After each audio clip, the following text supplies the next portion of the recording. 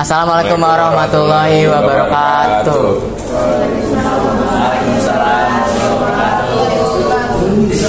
Kami dari kelompok 7 akan mempresentasikan materi minyak bumi. Anggota kelompok 7 ada Aulia Agung Nugraha, Dida Mutiara Zahra, Hana Dwi Aprilia, dan Rasya Dava. Sekarang Agung akan menjelaskan tentang pengertian minyak bumi.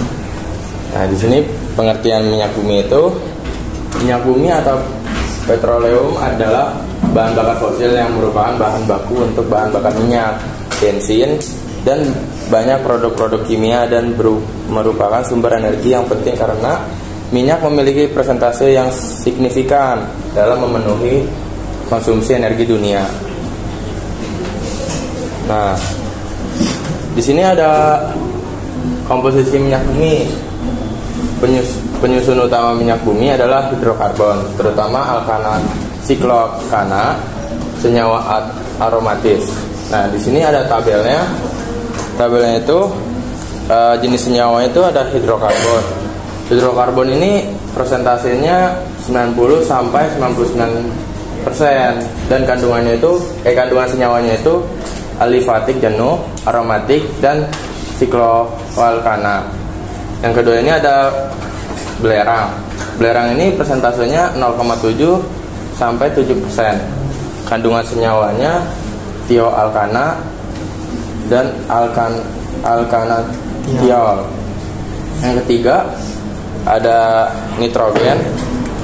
Presentasi nitrogen ini 0,01 sampai 0,9%. Kandungan senyawanya pirol C4H5N. Yang keempat ini ada oksigen.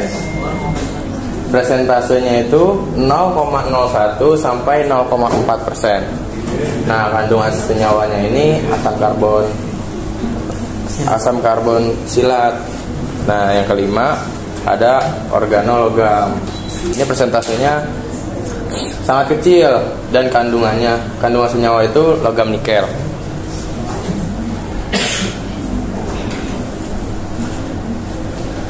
Nah, di sini ada proses terbentuknya minyak bumi. Ini prosesnya seperti ini. Yang pertama itu ada fotosintesa gangga. Ini seperti ini gambarnya. Yang kedua itu ada pembentukan bantuan induk. Nah, ini seperti ini gambarnya. Yang ketiga ada pengadapan bantuan induk. Yang keempat, tahapan akhir. Terus selanjutnya ada pengolahan minyak bumi. Pengolahan minyak bumi adalah proses pengolahan minyak bumi menjadi produk-produk bermanfaat melalui pemecahan atau pemisahan minyak dengan cara pemanasan, sehingga dihasilkan fraksi atau jenis bentukan minyak bumi. Pengolahan minyak bumi tahap pertama. Yang pertama, fraksi pertama menghasilkan gas yang pada akhirnya dicairkan kembali dan dikenal dengan nama LPG atau liquefied petroleum gas. Kedua, fraksi kedua disebut nafta atau gas bumi. Fraksi ketiga atau fraksi tengah selanjutnya dibuat menjadi kerosin, minyak tanah, dan aftur, dan bahan pesawat jet. Fraksi keempat sering disebut solar yang digunakan sebagai bahan bakar mesin diesel. Fraksi kelima atau disebut juga residu yang berisi hidrokarbon rantai panjang. Pengolahan minyak bumi tahap kedua. Yang pertama, perangkahan atau cracking. Pada proses perangkahan dilakukan perubahan struktur kimia senyawa-senyawa hidrokarbon. Yang kedua, proses ekstraksi, pembersihan produk dengan menggunakan pelarut sehingga didapatkan hasil lebih banyak dengan mutu lebih baik. Yang ketiga ada proses kristalisasi, yaitu proses pemisahan produk-produk melalui perbedaan titik cairnya. Yang keempat, perbedaan dari kontaminasi atau treating. Pada proses pengolahan tahap pertama dan tahap kedua sering terjadi kontaminasi atau pengotoran. Selanjutnya ada pemisahan minyak bumi. Minyak bumi yang diperoleh dari pengeboran berupa minyak mentah atau crude oil. Minyak mentah harus diolah di penghilangan minyak terlebih dahulu sebelum digunakan sebagai bahan bakar maupun digunakan lainnya. Ada dua tahap dalam pemisahan minyak bumi. Yang pertama itu ada desalting atau proses pembersihan zat mineral yang terkandung dalam minyak mentah disalting dilakukan dengan mencampur minyak dengan air sehingga mineral terlarut dalam air. Yang kedua, ada distilasi bertingkat. Titik didih senyawa hidrokarbon meningkat sesuai panjang rantai karbonnya. Oleh karena itu, senyawa-senyawa hidrokarbon yang terdapat dalam minyak mentah dapat dipisahkan berdasarkan perbedaan titik didihnya.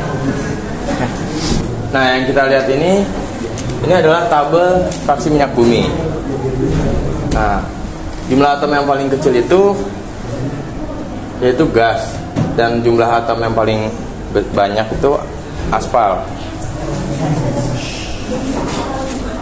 Manfaat minyak bumi bagi kehidupan manusia. Yang pertama, ada sebagai bahan bakar kendaraan. Bahan bakar yang berasal dari minyak bumi seperti solar, bensin, bansol, dan minyak tanah. Terus yang kedua, ada konstruksi. Minyak bumi memiliki senyawa yang dapat digunakan untuk memproduksi alat konstruksi seperti pembuatan atap, cat, pipa. Yang ketiga, pembangkit listrik. Ini sebagai pembangkit listrik dihasilkan oleh tenaga uap. Udah 4. Yang keempat, sumber gas cair. Gas alam yang berasal dari minyak bumi telah melalui pengolahan hingga menjadi bentuk gas cair dalam kandungan. Yang kelima, bahan campuran keperluan medis.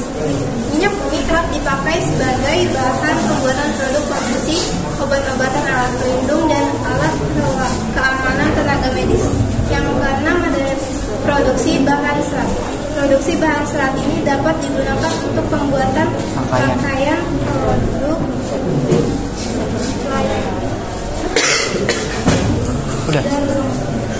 dan lainnya. Terus selanjutnya itu ada bensin. Bensin adalah jenis bahan bakar minyak atau BBM yang digunakan untuk kendaraan beroda 2 ataupun roda 4. Komponen utama bensin itu ada N-heptana atau C7H16. Yang kedua itu ada isooctana atau C8H18 atau 2,4 trimetilpentana. Terus selanjutnya itu ada mutu bensin. Mutu bensin dapat ditentukan oleh efektivitas pembakarannya di dalam suatu mesin kendaraan mutu.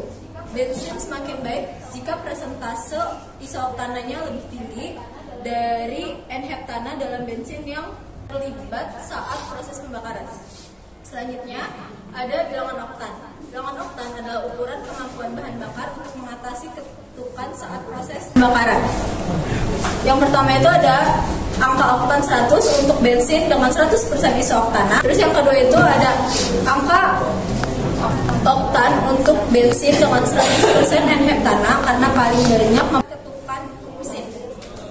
Ini ada bilangan oktan pada bensin. Nah, jenis bensin premium itu angka oktannya 88, artinya jumlah ketukan setara dengan campuran 88% isooctana dan 12% N-heptana. Yang kedua itu ada pertalite dengan angka oktan 90, yang artinya jumlah ketukan setara dengan campuran 90% isooctana dan 10% N-heptana. Yang ketiga itu ada pertamax dengan angka oktan 92%. Artinya jumlah ketukan setara dengan campuran 92% isooctana dan 8% N-heptana. Yang terakhir itu ada Pertamax Plus dengan angka oktan 95. Artinya jumlah ketukan setara dengan campuran 95% isooctana dan 5% N-heptana. Selanjutnya saya akan menjelaskan dampak negatif dari minyak bumi. Yang pertama, sumber bahan pencemaran. Pencemaran minyak bumi dapat terjadi di udara, tanah, dan air. Penyebab pencemaran tersebut diakibatkan pembakaran yang tidak sempurna dan akibatnya adanya pengkotor dalam bahan bakar tersebut. Yang kedua, ada asap buang kendaraan. Pada dasarnya, pembakaran dalam mesin kendaraan tidak ada yang 100% sempurna. Oleh karena itu, gas buang yang dikeluar dari knalpot kendaraan sangat berbahaya bagi kesehatan karena menghasilkan gas CO. Yang ketiga, ada efek rumah kaca. Gelombang panas pada atmosfer terjebak sehingga terjadi peningkatan suhu di dalam bumi akibat atmosfer tebal. 4. Ada hujan asam. Air hujan tersebut melarutkan gas SO4 yang terdapat dalam udara, membentuk asam karbonat H2CO3. Air hujan dengan pH yang lebih rendah dari 5,8 akan menyebabkan hujan asam. Yang terakhir itu dampak positif dari minyak bumi. Yang pertama, bisa sebagai bahan pembangkit listrik. Yang kedua, minyak bumi juga banyak dimanfaatkan sebagai gas cair seperti gas LPG. Yang ketiga, memanfaatkan manfaat minyak bumi juga bisa mendukung industri petrokimia seperti pupuk urea, serat pakaian, kosmetik, cat, lilin, hingga karet nilon. Yang terakhir itu, manfaat minyak bumi juga menjadi bahan pembuatan bahan-bahan serat seperti rayon, polyester, nilon, dan tekstil sintetis.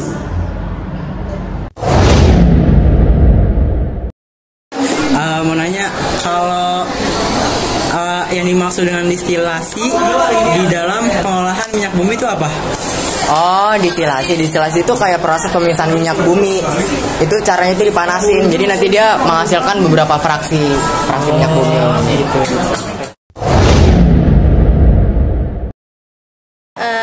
Aku mau nanya, jadi kenapa sih bensin itu bisa menghasilkan energi yang lebih besar daripada energi yang lain? Nah, karena hal ini disebabkan karena minyak bumi terbentuk dari proses pengendapan fosil hewan dan tumbuhan yang berlangsung selama jutaan tahun. Terima kasih, Hana. Iya.